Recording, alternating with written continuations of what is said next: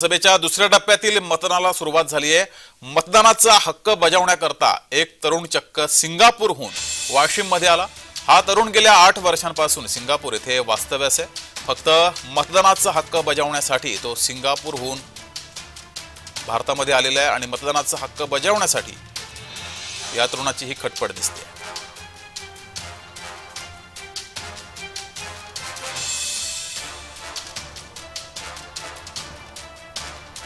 तर केवळ मतदानाचा हक्क बजावण्याकरता हा तरुण सिंगापूरहून भारतामध्ये आला आणि त्यांनी मतदानाचा हक्क बजावलाय।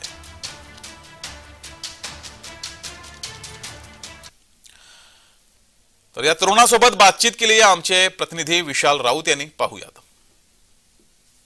आपल्या मतदानाचा हक्क बजावण्याकरिता राज्यातूनच नव्हे तर देशातून सुद्धा नव्हे तर विदेशातून सुद्धा काही नागरिक आपल्या गावी आले आहेत। आपल्या सोबत मतदार आहेत। काय सांगाल, आपण कुठून आला? मी सिंगापूरहून आलो आहे। मी सिंगापूर राहतो।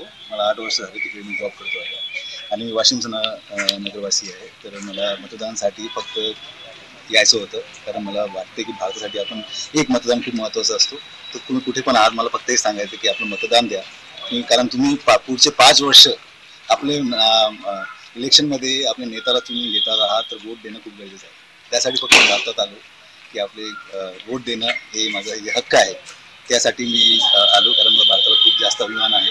आज मी सिंगापूर राहतो। सिंगापूरमध्ये राहून आम्हाला जे 8-10 वर्ष पहिले अगोदर आम्हाला भारताचं हे नाव गौरव नव्हता, आता ते खूप जास्त मोठं वाढलेलं आहे। मला हेच म्हणायचं आहे, तुम्ही आज फक्त भारतासाठी नाही, की भारताचे बाहेर जे राहतात ते भारतवासी त्यांसाठी पण वोट द्यायला लागले, तर तुम्ही आपलं वोट जरूर द्या आणि ज्यांना द्यायचं त्यांना द्या, पण जरूर द्या असं म्हणा।